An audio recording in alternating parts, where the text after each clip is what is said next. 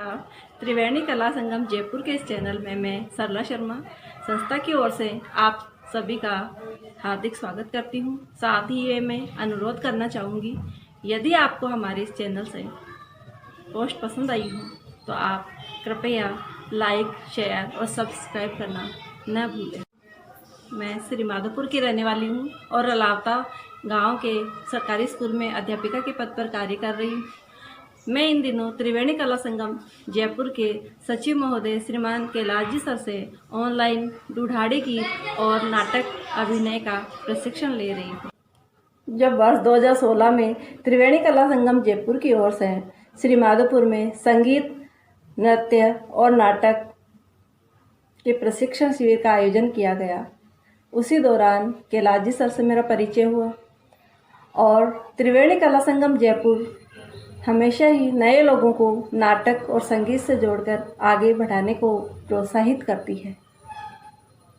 वर्ष 2016 के दौरान sir Kailash ji sir Punjab National Bank Shri Madhopur शाखा में कार्यरत थे और इसी दौरान उन्होंने पीएनबी के ढालियावास, श्री माधोपुर आदि स्थानों पर आयोजित कार्यक्रमों में अपने शिष्याओं से दुढ़ाड़ी गीतों पर प्रस्तुतिकरण कराया, जो वाकई काबिले तारीफ था।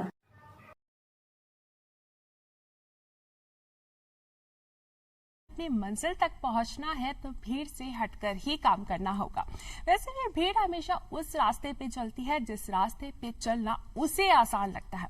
इसका मतलब ये नहीं है कि भीड़ हमेशा सही रास्ते पे चलती है। और आज हम आपको अपने जिस मेहमान से मिलवाने जा रहे हैं, उन्होंने अपनी मंजिल तो तय की ही, साथ ही अपनी एक बेहतरीन पहचान बनाई और न केवल बेहतरीन पहचान बनाई बल्कि कई ऐसे लोगों को मौका दिया अपनी पहचान बनाने का। और अब साथ ही साथ लेखन के माध्यम से समाज को एक दिशा भी प्रदान कर रहे हैं। तो आइए मिलकर स्वागत करते हैं हमारे आज के मेहमान का, जो कि वरिष्ठ साहित्यकार और रंगकर्मी हैं, डॉक्टर कैलाश चंद्र शर्मा जी का। सर, आपका बहुत बहुत स्वागत है। सभी लोगों का जयपुर दूरदर्शन में बुलाने के लिए मैं धन्यवाद ज्ञापित करता हूँ जी। और इस माध्यम से, इस मंच से हमारे बहुत सारे दर्शक और आज के जो संघर्ष कर रहे हैं, युवा पीढ़ी है, बच्चे हैं, उन सबको कोई न कोई नया एक करने का मौका मिले जी। तो आप पूछिए, बहुत अच्छा मौका है जी। और दोस्तों, अगर आप अपने विचार इस मंच के माध्यम से रखना चाहते हैं तो आप हमें कॉल कर सकते हैं। हमारे फोन नंबर है 0141270409 और एक और नंबर है 0141270499। जी सर, जैसा कि आपकी जिंदगी का ये जो मुकाम है, बहुत कुछ आपने हासिल किया है, बहुत कुछ आपने लिखा है, ठीक है। जिंदगी के हम उस मुकाम की बात करें जब हमारी जिंदगी बस शुरू ही होती है और बहुत खूबसूरत भी होती है।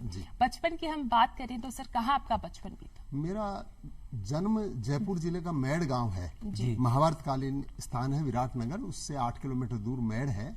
वहां पर मेरा हुआ, एक साधारण से परिवार में हुआ, कृषक परिवार में हुआ। और मेरे पिताजी वहाँ के मंदिर के महंत थे, श्री सियावर जी के मंदिर के महंत थे। और उस समय उनका बड़ा आदर किया जाता था, गुरुजनों का। जब मेरा 1957 में जन्म हुआ, तो असली जन्म तारीख तो मुझे याद नहीं है, लेकिन जब स्कूल गए तो कह देते थे कि भाई कितना क्या लिख दें, कि गुरुजी आप अपने हिसाब से लिख दो। तो उसी हिसाब से 19 जुलाई 1957 मेरी जन्म तिथि है। और वहीं मैं छोटे से गाँव में हुआ। वहाँ मेरे पिताजी मंदिर के महंत थे, तो वहाँ एक चौपाल सी लगती थी जी, जहाँ शाम को भजन कीर्तन भी होते थे। तो वहाँ पे वो धार्मिक प्रवचन भी होते थे, रात को वो भजन करते थे पूरी रात भर चलते थे। लगभग 9-10 बजे शुरू होते थे, सुबह तक भजन करते थे तो वहाँ का जो वातावरण देखा, वहाँ बड़े बड़े लोग मिले, ऐसे जो भक्ति भाव के थे, जो सिद्धांत थे, चाहे गरीब थे, किसी भी जाति का था। वहाँ कोई जाति का भेदभाव नहीं होता था। धर्म संप्रदाय ये कुछ नहीं माना जाता था। भगवान के दरबार में गुरुजी कहा करते थे, भगवान के दरबार में न कोई जाति होती है न और होता है। तो ऐसे आख्यान सुनने को मिले जब छोटे से थे, छोटे बच्चे थे। और संगीत का भी वहीं से थोड़ा सा संगीत का श्रवण रहा। और गाँव में जब रामलीला आती थी, मंडलियां होती थी, मनोहर गिरिराज की मंडली होती थी, तो वो साल में एक बार नाटक करने आते थे। तो इतना करेज होता था।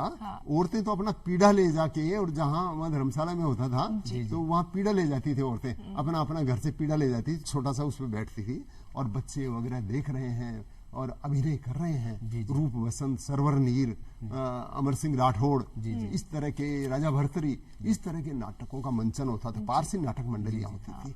तो हम नहीं जानते थे नाटक पारसी क्या होता है, ये क्या होता है। वो तो आगे जाके पढ़ा हमने, जब डीलिट किया उसमें पढ़ा। लेकिन वो वातावरण मन मस्तिष्क पर रहा और वहाँ का वातावरण आगे तक आपके आगे तक छाया वही रहा।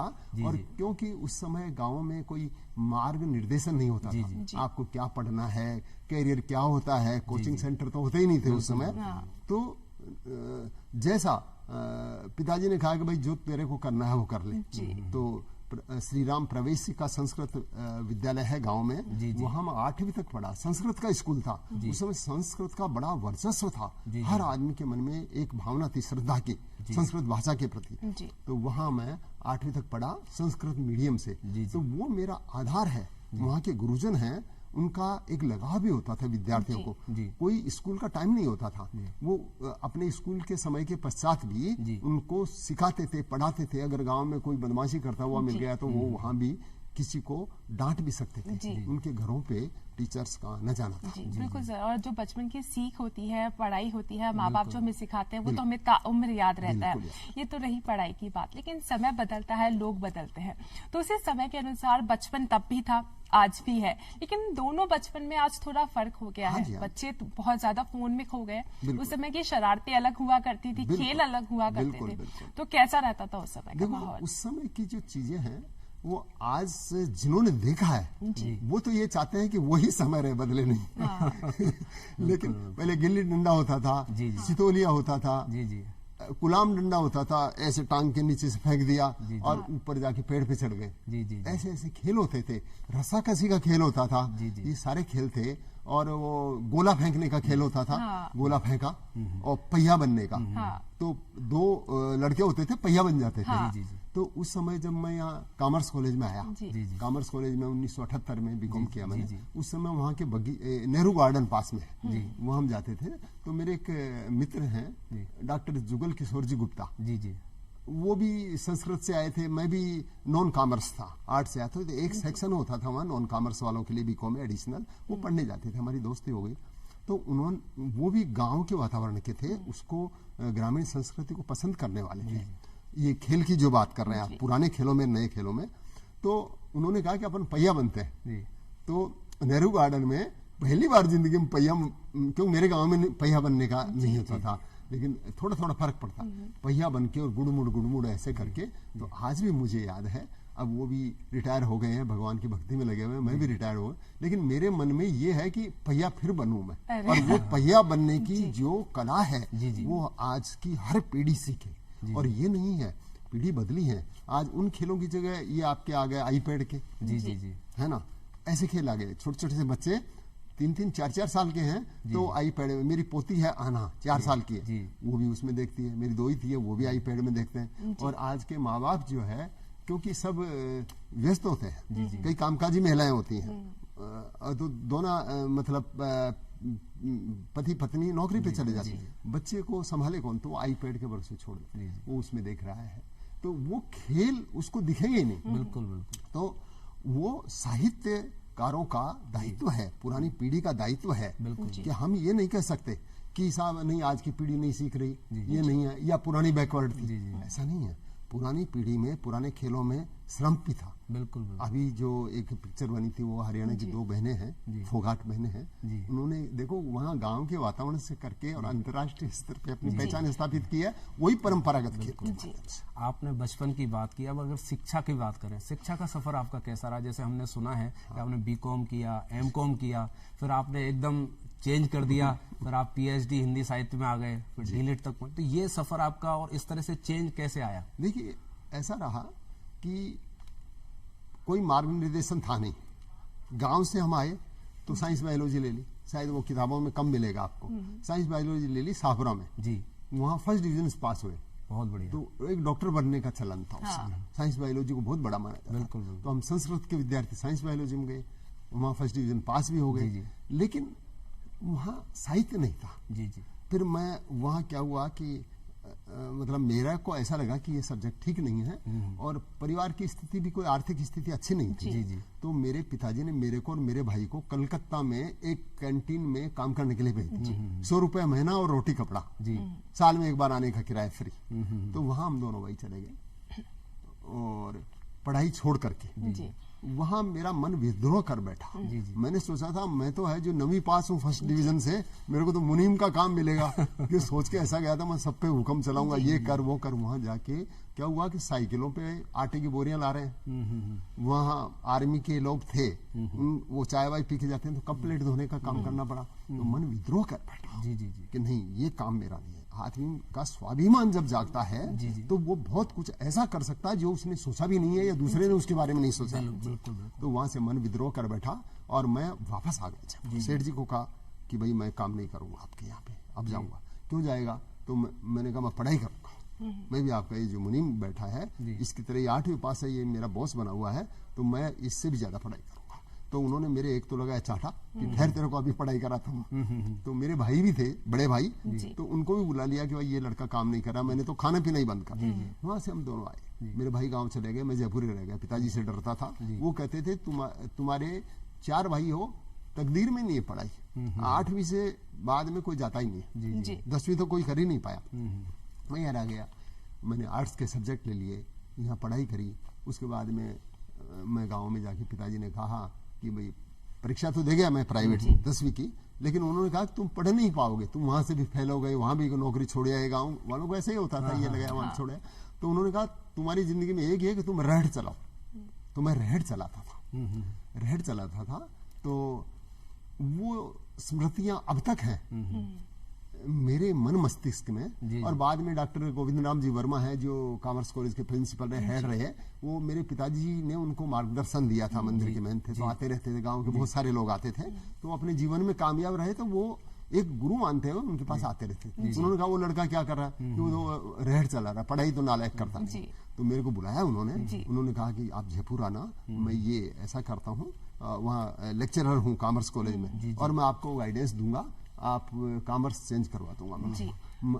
तो फिर वो मैंने फिर बीकॉम करवाया मेरे को। फिर मैं एमकॉम किया, मैंने एलएलबी किया, diploma in labour law and personal management किया। लेकिन मेरा मन जो है वो मेरा नहीं लगा उसमें। जी बिल्कुल सर, मैं यही आपसे जानना चाहती थी कि ये ना आपने पढ़ाई की, बैंक में आपने सर्विस की गवर्नमेंट की, लेकिन ऐसे में आपको जो बचपन से शौक था वो तो था लेखन का, और जब आप जॉब कर रहे हो वो आपकी आर्थिक व्यवस्था को सुटेड करने के लिए बहुत जरूरी है कि पैसा होना बहुत जरूरी है। शौक अपनी जगह होता है, लेकिन जब आप काम कर रहे थे और मन में कहीं ना कहीं ये था कि मुझे लेखन का काम करना है, मुझे साहित्य की तरफ जाना है, तो उस समय किस तरीके से आप खुद को मैनेज करते थे, किस तरीके से साहित्य के लिए समय निकालते थे? देखिए ऐसा था, जब आदमी की इच्छा होती है, अभिरुचि, तो वो अपनी अभिरुचि के अनुसार काम करने का समय कभी भी निकाल लेता है। तो बैंक की नौकरी थी, 10 से 5 थी, 10 से 6 थी या 10 से 8 थी। जब अधिकारी हो गए तो 9 बजे भी थी, सुबह भी है। लेकिन जब मुझे लगता था कि मैं स्ट्रेस में हूँ या तनाव आ गया या काम में थक गए, तब जाके साहित्य याद आता। अरे वाह। तो जब मैंने कविताओं से लिखना शुरू किया शुरू में, और चलिए बातचीत चल रही तो शायद नहीं हो, तो मैं मेरी कविता एक जो मुझे पसंद है, जो मेरे जीवन का निचोड़ है, उसमें आपकी बहुत सारी उसका मतलब प्रश्नों का जवाब उसमें मिल जाएगा। एक मेरी कविता है पथ के राही। वो कोई कविता नहीं है, मतलब मेरे जीवन का ही निचोड़ है। वो मैं आपको इसमें सुना देता हूँ। जी बिल्कुल। पथ के राही में क्या है, आपने कुछ देर पहले ये कहा था कि कोई आदमी है, हर आदमी आसान रास्ते पे चलना चाहता है।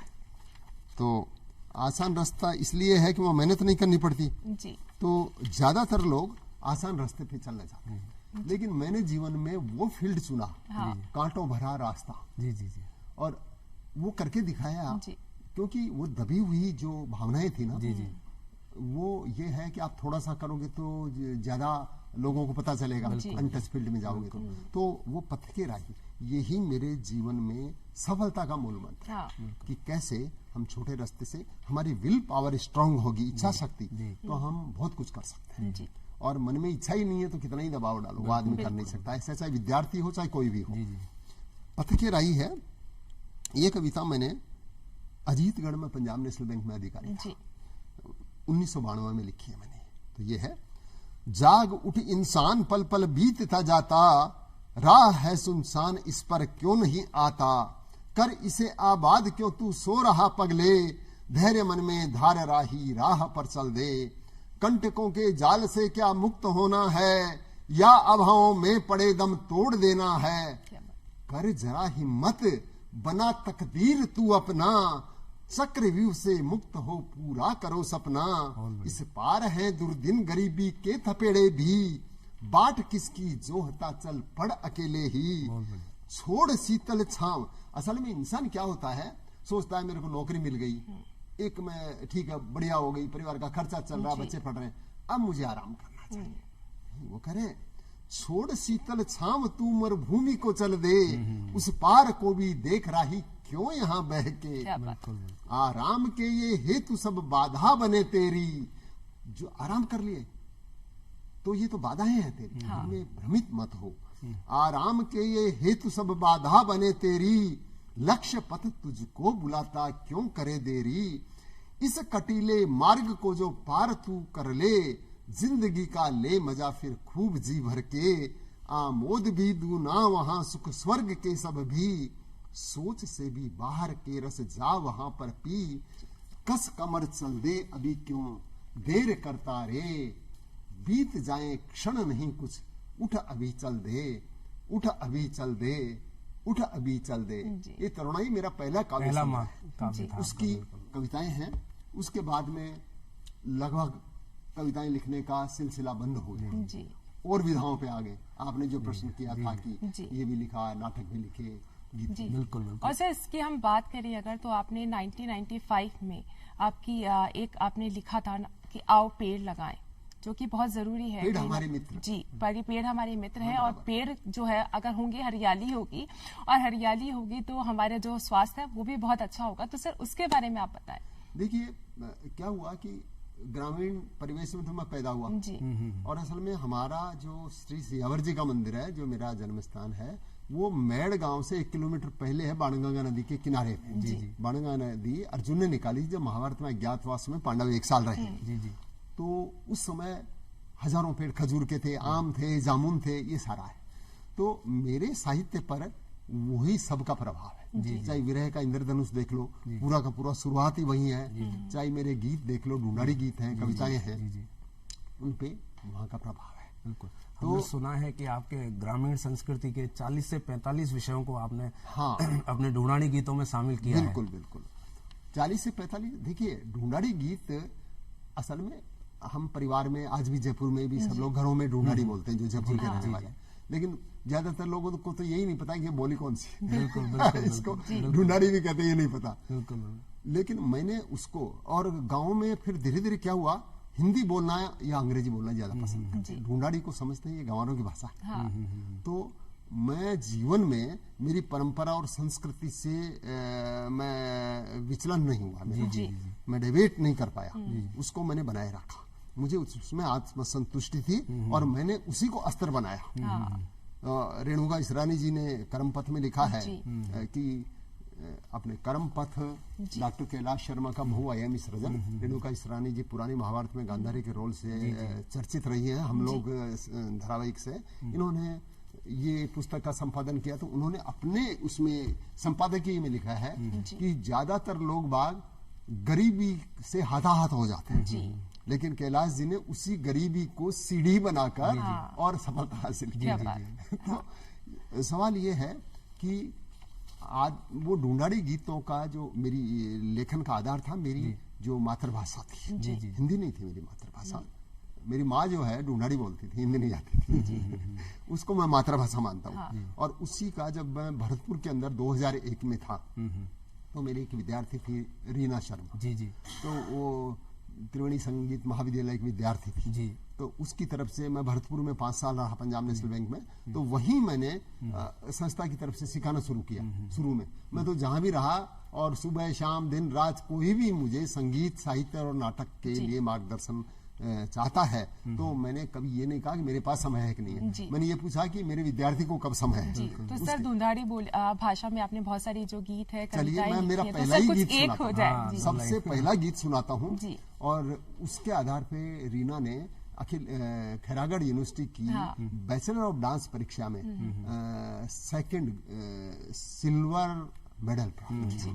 तो उसमें इतना दम था, एक ही गीत को 3 साल चलाया मैंने। उसमें जो चॉइस का एक नृत्य होता है कथक का, वो मैंने उसको तैयार करा। तो हमारे गांव में भाईली और भाईला, ये गर्लफ्रेंड और बॉयफ्रेंड, भाईली भाईला, उस पे मैंने लिखा भी है। मेरा जो डीलिट का शोध प्रबंध है उसमें मैंने भाईला भाईली का और ढूंढाड़ी का, मैंने इतनी बड़ी डिग्री के ऊपर इतने शोध प्रबंध में उसको मैंने गहराई से दिया है, फोटो से दिया। तो भाईली भाईले का जो संबंध होता है वो आजीवन रहता है, कभी नहीं भूल पाता। जैसे कालिदास और मल्लिका, उनका जो संबंध रहा, मल्लिका ने कालिदास को महाकवि बना दिया। जब वो जंगल में जाती थी भोजपत्र इकट्ठे करके लाती, वो इसलिए लाती थी कि कालिदास इन पे रचनाएं लिखे। देखिए बहुत मार्मिक बात है। एक अनपढ़ लड़की, और कालिदास भी उस समय महाकवि नहीं थे, साधारण से इंसान थे। तो उनको उनकी रुचि थी, जैसे मेरी अभी रुचि है, औरों की भी हो सकती है। उसको गति प्रदान करता है उसका निकटतम आदमी जो उसका दोस्त होता है। तो मल्लिका, उसने उसको महाकवि बना दिया। ऐसे ही मुझे जब मैंने रीना को सिखाना शुरू किया तो मुझे लगा कि क्या कराया जाए नया कुछ। जने मैं सीधी सीधी ये डगरे मत जाओ इस पे, अपनाओ वही राह कांटे धूल जिसमें। तो ये भी मेरी कविता है इसमें।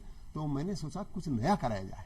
तो मैंने नया सोचा ढूंढाड़ी में कुछ लिखा जाए गीत, और उस पे कुछ बंदिशें तैयार करी जाए। मैं कथक का भी परफॉर्मिंग आर्टिस्ट हूँ, तो और अलंकार जो MA तक का मैं इनका प्रैक्टिकल परीक्षाओं का, प्रायोगिक परीक्षाओं का परीक्षक भी हूँ। तो मैं उससे मेरे दिमाग में आई। और संगीत का तो मैंने जब बचपन से देखा था, तो जब मैं मेरे विद्यार्थियों को सिखाता हूँ तो मुझे न तबले की जरूरत है न उसकी स्वर की जरूरत है, सुर की। मैं उनको वो रचना ही कुछ ऐसी होती है, पहले सिर में थोड़ा दर्द होता है, फिर कोई सृजन होता है, तो धुन पहले बनती है उसकी, मात्राओं में कोई कमी नहीं होती, और बाद में चाहे तबले पे चाहे हारमोनियम पे करना कोई वो नहीं। तो मैंने पहला गीत लिखा टर्रे। तो टर्रे के नाम से भेड़ बकरी चराते हैं, गांव का पृष्ठभूमि मेरे गांव की है। एक लड़का है, किशोर वय के हैं, 14-15 साल के, तो उनमें प्रेम कैसे उपजता है, ये एक यथार्थ है, कल्पना ही नहीं है बिल्कुल। तो वो भेड़ बकरी, लड़के के पास तो भेड़ है, उनको बोलते हैं ललडी, लड़की के पास है बकरियां, उसको बोलते हैं छेड़ी। तो वो आपस में प्रेम उपजता है। अब उनमें इतना प्रेम होता है कि लड़की कोई भी गतिविधि करती है तो वो बकरियों पे ध्यान रखे नहीं, लड़की पे जरूर रखता है। तो गांव में मेले होते थे, साल में एक बार मेले लगते थे। तो मेले है ऐसे पर्व है जहाँ मिलने जुलने का एक मौका मिलता है, आमोद प्रमोद का वो रहता है। किसान फसल निकालते हैं तो उसके बाद में वहां जाके रिलैक्सेशन मिलता है, उनको थोड़ा राहत मिलती है। शादियां मेलों में हो जाती है वहां पे। तो वो मेला देखने जाना है। उन दोनों ने साल में एक बार मौका आता है, तो वहां मेलों में ये लोग मिल लिया करते। वैसे तो समाज में अनुमति नहीं होती थी, या तो बकरी चराते हुए मिल लो या मेलों में मिल लो। घरों पे आप समाज में कोई लड़के लड़की को शादी से पहले मिलने की अनुमति नहीं। तो वो एक गीत है, इस पृष्ठभूमि पे आधार है।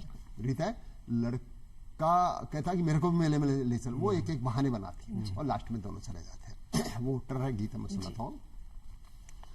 अरे होड़िया होड़िया चल भाईली तावड़ कैया कर्री, अरे होड़िया होड़िया चल भाईली तावड़ कैया कर्री, अरे छेड़िया तारी धीरे चल ट्र, अरे छेड़िया थारी धीरे चल ट्र, अरे छेड़िया थारी धीरे चल, तू क्यों जाए पुदकती मुन्ने बता तो दे, तू कहीं बात उचड़ती कैया जारी, टोके क्यों डाकीड़ा मुन्ने तेरो काहीं लेरी, अरे टोके क्यों डाकीड़ा मुन्ने तेरो काहीं लेरी, अरे मेरो मन खैया भी उछड़े ट्र, अरे मेरो मन खैया भी उछड़े ट्र, अरे मेरो मन खैया भी उछले तू क्यों मेरो बहरी तूने कहीं मैं बताऊं मन की बात भर तारीख मेल जारी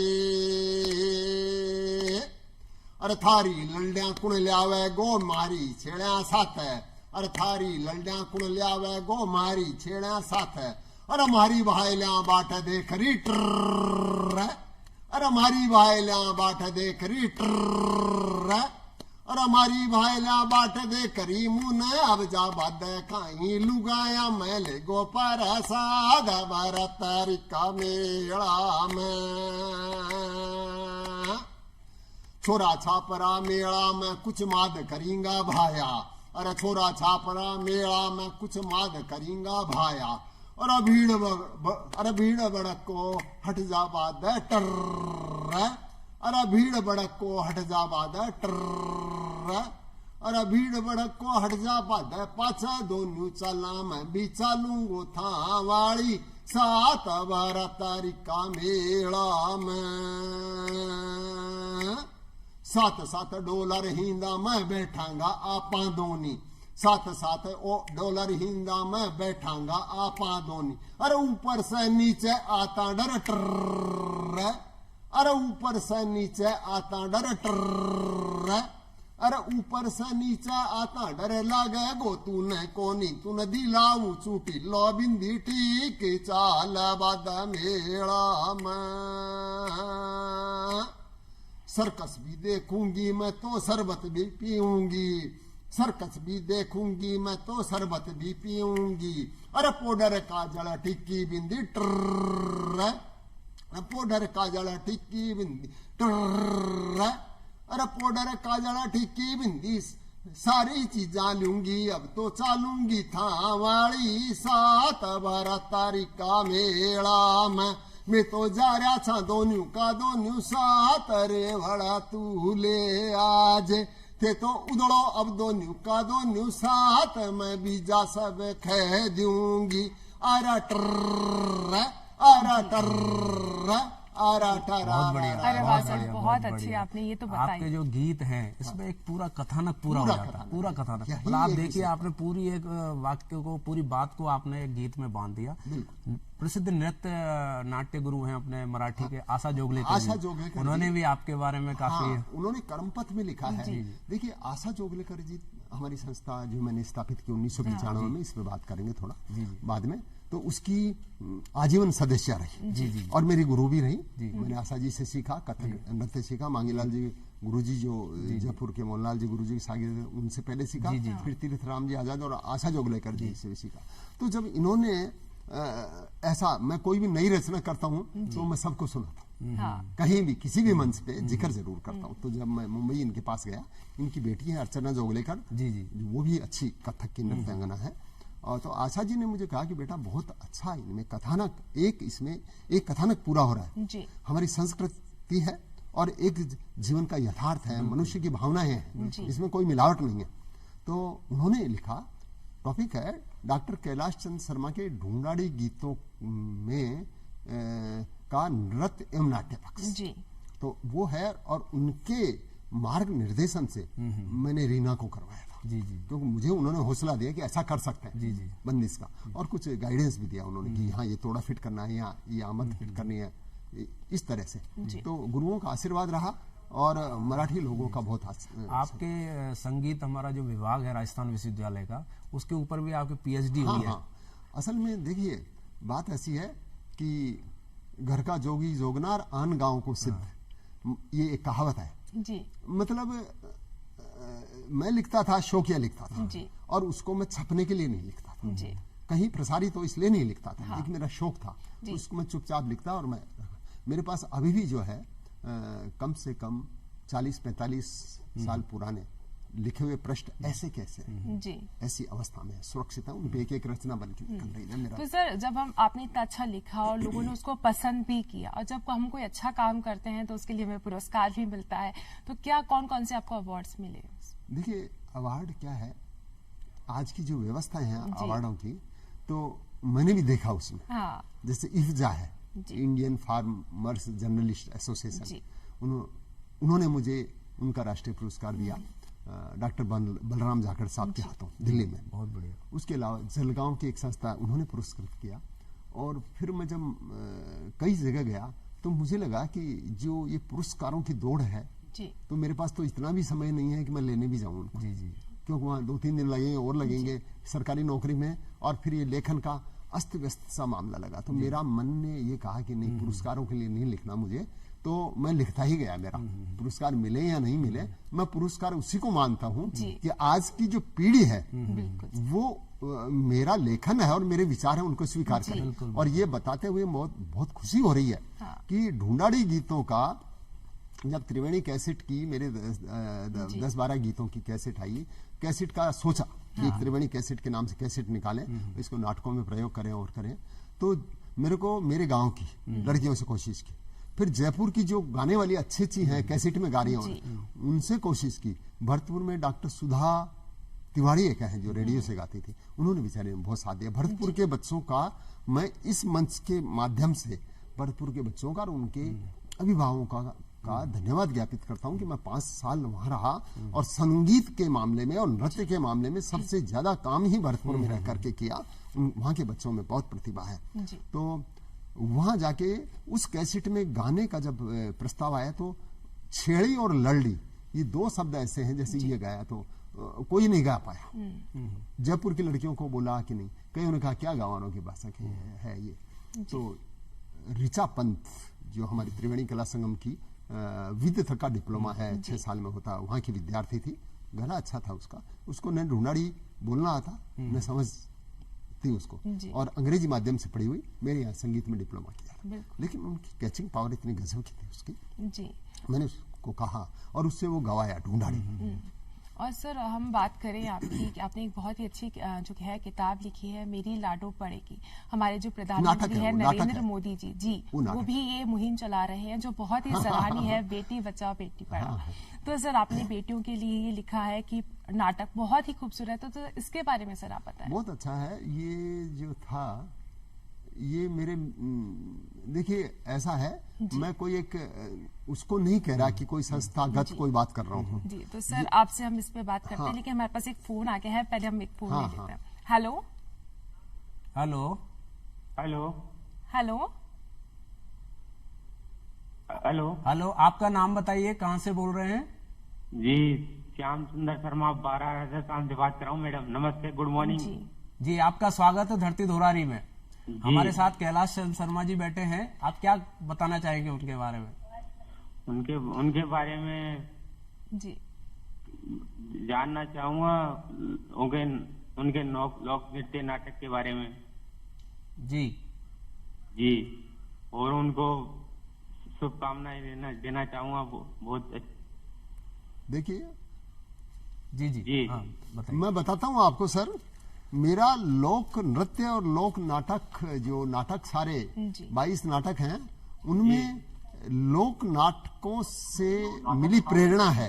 मैंने गांव में जो देखा, बचपन में देखा, किसान हल चला रहा है, कोई छाछ राबड़ी की वो कुल्हड़ी लेके जा रहा है ना, कोई खेत में हल जोत रहा है, वही सारे मेरे नाटकों के विषय। जैसे मैंने जो अभी महावत नाटक था मेरा, महावत में तो बेहतरीन, अभी वर्तमान व्यवस्थाएं बदल गई हैं गांवों में, तो जैसे किसी की जमीन पे कोई कब्जा कर रहा है, वो हल चलाना जाता, ओरिजिनल मालिक उसकी पिटाई कर रहे हैं, तो वही मैंने लिखा महावत में। और उसको मैं आपको वो बताना चाह रहा था कि आज की पीढ़ी बहुत लाइक कर रही है।